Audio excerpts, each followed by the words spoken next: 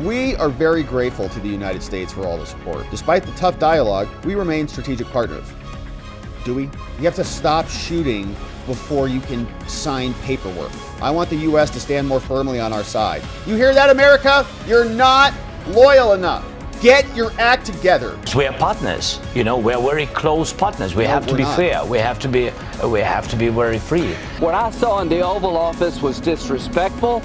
And I don't know if we can ever do business with Zelensky again. Zelensky had an interview with Brett Baer. We'll listen to a couple clips, but he posted this as well. Zelensky said, look, we are very grateful to the United States for all the support. I'm thankful to President Trump, Congress for their bipartisan support, and American people. Ukrainians have always appreciated the support, especially during these 3 years of full-scale invasion. America's help has been vital in helping us survive, and I want to acknowledge that. Despite the tough dialogue, we remain strategic partners. Do we? We need to be honest and direct with each other to truly understand our shared goals. We are. It's crucial for us to have President Trump's support. Well, then you shouldn't have talked garbage in the Oval Office to his face. He wants to end the war, but no one wants peace more than we do. We are the ones living this war in Ukraine. It's a fight for our freedom, for our very survival. As President Reagan once said, peace is not just the absence of war. We're talking about just and lasting peace, freedom, justice, and human rights for everyone. A ceasefire won't work with Putin.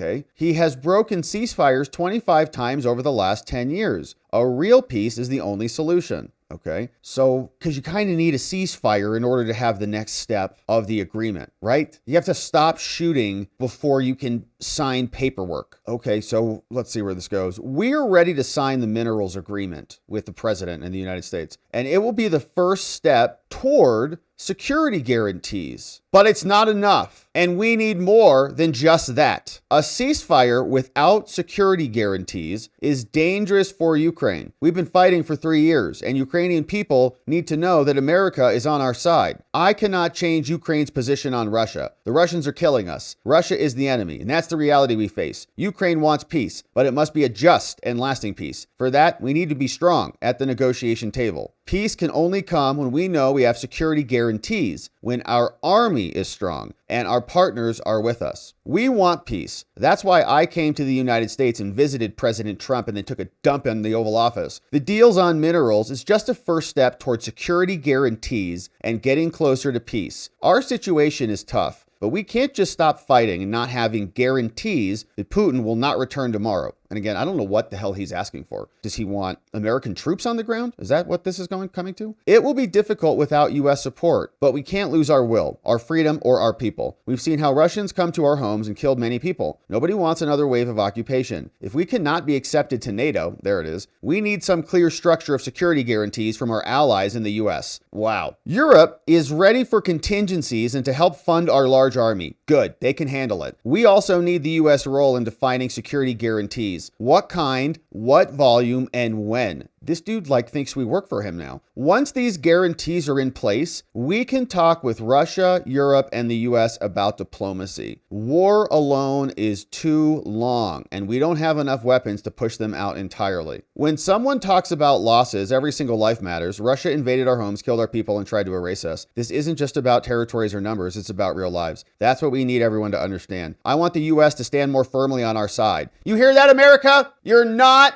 loyal enough. Get your act together and dig into your pocketbooks and stop your complaining. This is not just a war between our two countries. Russia brought this war onto our territory and into our homes, and sort of yours too, America. Even though this all happened in Ukraine on the other side of the planet, it's still basically in your bedroom, whether you like it or not, says Zelensky. They are wrong because they disrespected our territorial integrity, saying all Ukrainians want to hear a strong U.S. position on our side. It's understandable the U.S. might look for dialogue with Putin, but the U.S. has always spoken about peace through strength. And together, we can take strong steps against Putin, saying our relationship with the American president is more than just two leaders. It's a historic and solid bond between our peoples. What is he talking about? That's why I always begin with words of gratitude from our nation to the American people. American people have helped save our people. Humans and human rights come first. We're truly thankful. We want only strong relations with America, and I really hope we will have them. This is the most arrogant and condescending statement I've ever read from a world leader.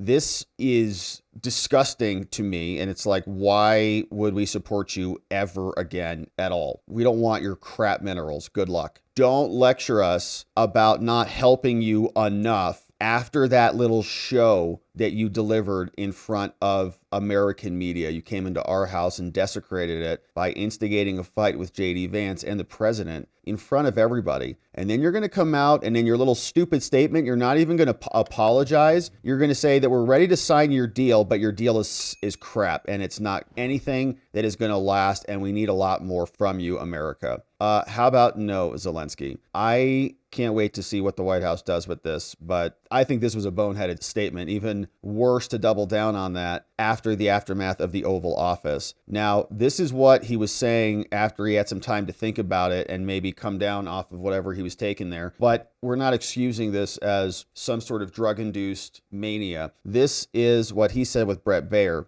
No, I respect President and I respect American people. And if, I think that we have to be very open and very honest. And I'm not sure that we did something bad. I think maybe sometimes some things we have to discuss out of media, with all respect to democracy and to free media. But there are things that... Free media. 10 out of the 11 media companies in Ukraine were funded by USAID and the State Department and basically the CIA. And the rest of the people who were objecting to the war in Ukraine were censored and silenced. Same thing happened here with Joe Biden. They wanted to silence any of us. They called us Putin stooges, and they were creating narratives about Russians taking over America and rigging our election based on Russian, anti-Russian propaganda created by our own government. So thank you, Zelensky. We don't really appreciate your all due respect. Where we have to understand the position of Ukraine and Ukrainians. And I think that is the most important thing. Yes, we are partners. You know, we are very close partners. We have to be fair. We have to be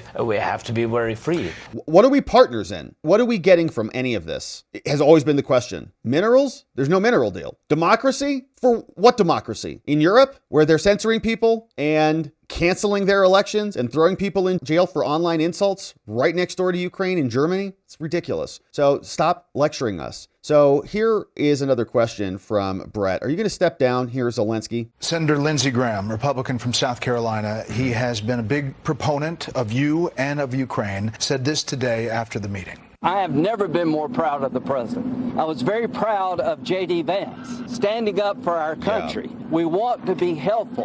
What I saw in the Oval Office was disrespectful, and I don't know if we can ever do business with Zelensky again. He either needs to resign and send somebody over that we can do business with, or he needs to change. Especially after that little X post of his. He could have come back down and said, look, things got away from me, and here, you know, we do think this is a great first step. We care about the first step. We know that there will be additional relationships and developments as our countries integrate, and we believe that that will lead towards a lasting peace, blah, blah, blah. But he nuked everything, basically. We don't want your deal.